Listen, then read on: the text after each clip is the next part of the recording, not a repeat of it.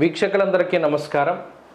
July నెలలో కుంభరాశి వారికి ఏ విధమైనటువంటి ఫలితాలు కలగబోతూ ఉన్నాయో మనం ఈ వీడియో ద్వారా క్లుప్తంగా తెలుసుకునేటువంటి ప్రయత్నం చేద్దాం. ముఖ్యంగా జూలై నెలలో ఉండేటువంటి గ్రహస్థితిని చూసినప్పుడు కుంభరాశి వారికి ఏలినాటి శని దోషం ఉన్నది, అర్ధాష్టమ గురుని దోషం ఉన్నది. అయితే ప్రధానంగా 13వ తారీఖు జూలై వరకు కూడా కుజుడు తృతీయ స్థానమందు అనుకూలించబోతూ ఉన్నారు.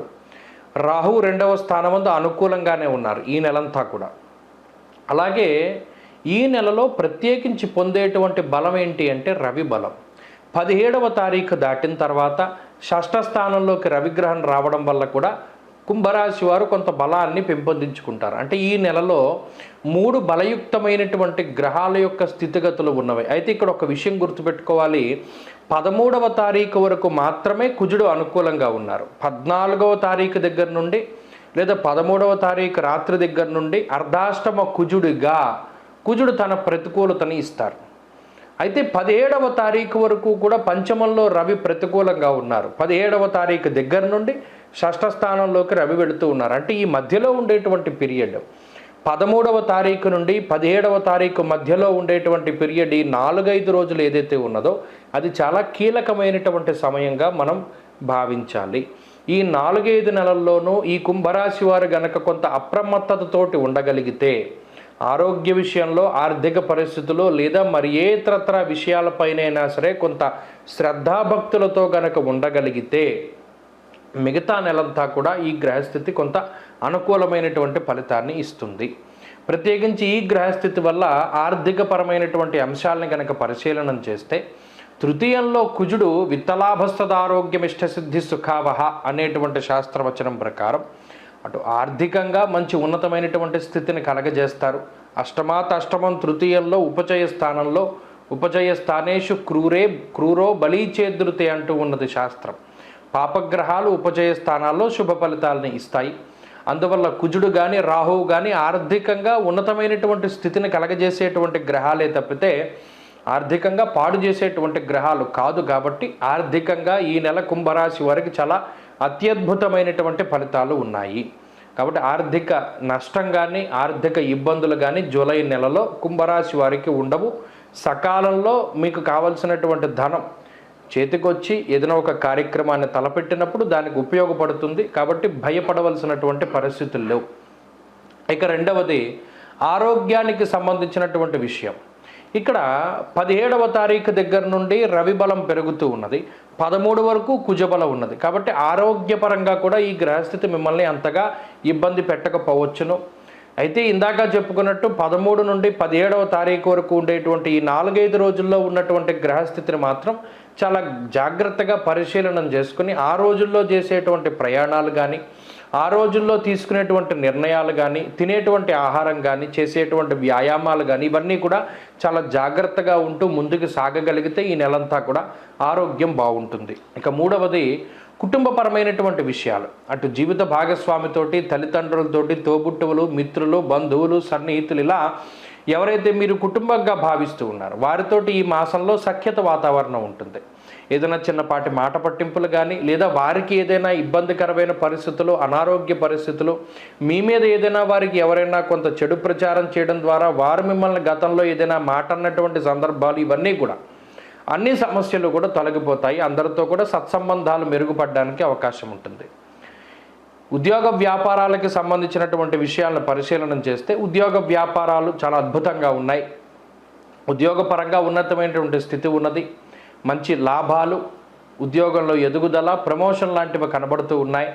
వ్యాపార లాభానికి అవకాశం ఉంటుంది. అన్ని పరిస్థితులు కూడా వ్యాపార పరంగా కానీ ఉద్యోగపరంగా కానీ చక్కగా సానుకూలంగా ఉన్నాయి. విద్యార్థులకి గ్రహస్థితి చాలా అనుకూలంగా ఉంటుంది. జూలై నెలలో కుంభరాశి వారు ఎవరైతే పోటీ పరీక్షలు, విదేశీ యానము, మౌఖిక పరీక్షల్లో పాల్గొంటూ ఉన్నారో వారందరూ కూడా మంచి విజయాలను సాధించగలుగుతారు. స్త్రీలకు ప్రత్యేకించి ఈ గ్రహస్థితి మానసిక ప్రశాంతతని కలగజేస్తుంది, ఆరోగ్యాన్ని ఇస్తుంది. అలాగే సంతానానికి అవకాశాన్ని కల్పిస్తూ ఉంటుంది.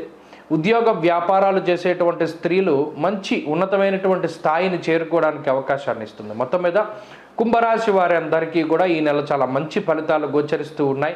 జాతకంలో ఉన్న దశాంతర దశలు కూడా అనుకూలంగా ఉంటే ఇది మరింత ఉన్నతంగా ఉంటుంది. జాతకం బాగా లేకపోతే ఈ గోచార ఫలితాలు కూడా అంత గొప్పగా సంప్రాప్తం అవ్వవు, కాబట్టి కొంత జాగ్రత్తగా చూసుకోవాలి.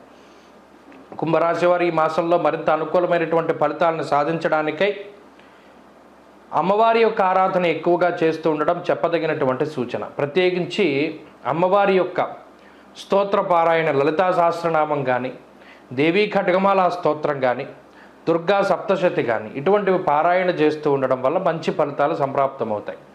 అలాగే ఏకశ్లోకి భాగవతం, ఏకశ్లోకి భారతం, ఏకశ్లోకి సుందరాకాండ ఇటువంటివి కూడా ప్రతిరోజు చదువుకోండి, మంచి ఫలితాలు సంప్రాప్తమవుతాయి.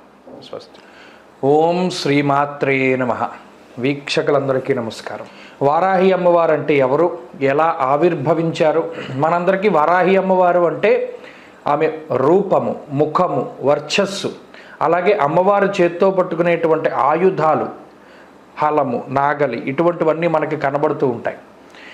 అయితే చాలామందికి తెలియనటువంటి ఒక విషయం ఏమిటి అంటే, లలితా సహస్రనామం ఎవరైనా చదువుతూ ఉంటే వాళ్ళకి తెలుస్తూ ఉంటుంది.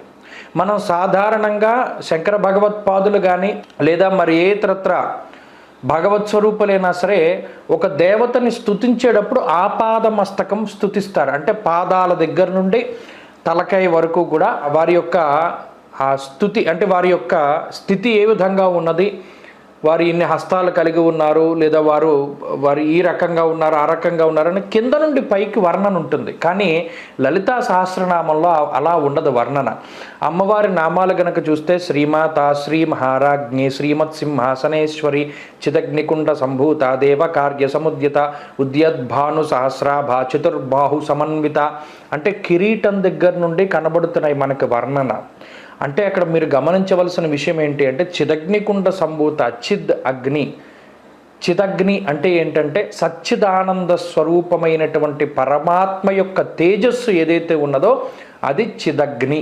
ఆ అగ్నిగుండం అంటే పరమాత్మ యొక్క తేజస్సు. ఆ తేజస్సు నుండి ఉద్భవించినటువంటి లలితాదేవి అగ్నిగుండం నుండి పైకి వచ్చింది. పైకి వచ్చినప్పుడు మొట్టమొదటగా ఈ కిరీటము, కన్నులు, లేకపోతేనేమో కనుబొమ్మలు, ముక్కు, నోరు, ఇలా కిందకి అమ్మవారి యొక్క స్వరూపాన్ని లలితా సహస్రనామం వర్ణన చేస్తూ ఉంటుంది. అలా చేసినప్పుడు ఈ అమ్మవారు ఆవిర్భవించినప్పుడు అమ్మవారితో పాటు మరో ఇద్దరు దేవతా స్వరూపాలు కూడా చిదగ్నికుండంలోంచి బయటకు వచ్చాయి. ఒక అమ్మవారు అంటే లలితాదేవి ఆమె మధ్యలో ఉండగా ఆమె యొక్క కుడి చేతి వైపు మంత్రిని పరిసేవిత. మంత్రిని అంటే రాజ్యశ్యామలాదేవి. ఇప్పుడు మన మాతంగి అంటారు, ఉచ్చిష్ట చాండాలి అంటారు, రాజ్యశ్యామల అంటారు, మాతంగి అంటారు. ఇలా ఏ పేరు పెట్టి పిలుచుకున్నా అమ్మవారు శ్యామలాదేవి ఆమె యొక్క కుడి పక్కన, అలాగే ఇంకొక దేవత వారాహి అమ్మవారు లలితాదేవి యొక్క ఎడమ వైపుగా ఉంటారు. ఇది చిదగ్నికుండంలోంచి ఉద్భవించినటువంటి దేవతా స్వరూపాలు. ఈ ముగ్గురే సృష్టి, స్థితి, లయాలకి సంబంధించినటువంటి జ్ఞానం లేదా క్రియ, ఇచ్ఛాశక్తి, జ్ఞానశక్తి, క్రియాశక్తి. అంటే అమ్మవారి యొక్క సర్వసైన్యాధ్యక్షురాలైనటువంటి శ్యామలాదేవి, లలితాదేవి, అలాగే వారాహిదేవి. అందుకనే మీరు గమనించండి, గుప్త నవరాత్రులు లేదా అమ్మవారికి సంబంధించిన నవరాత్రులు వచ్చినప్పుడు ముఖ్యంగా శ్యామలా నవరాత్రులు వస్తాయి. అలాగే ఆశ్వీజ మాసంలో అమ్మవారి శరన్నవరాత్రులు వస్తాయి. ఆషాఢ మాసంలో గుప్త నవరాత్రులు వస్తాయి. ఈ మూడే వస్తాయి. మిగతా దశమహావిద్యలకి సంబంధించినటువంటి నవరాత్రులు ఎక్కడా కనబడవు. ఎందుకు రావు అంటే ఈ ముగ్గురు దేవతలే చిదగ్నికుండ నుండి బయటకు వచ్చినటువంటి ఇచ్ఛాశక్తి, జ్ఞానశక్తి, క్రియాశక్తి స్వరూపాలు. అందుకనే శ్యామల నవరాత్రులు ఉంటాయి, ఆశ్వీజ నవరాత్రులు ఉంటాయి, అలాగే వారాహి నవరాత్రులు ఉంటాయి.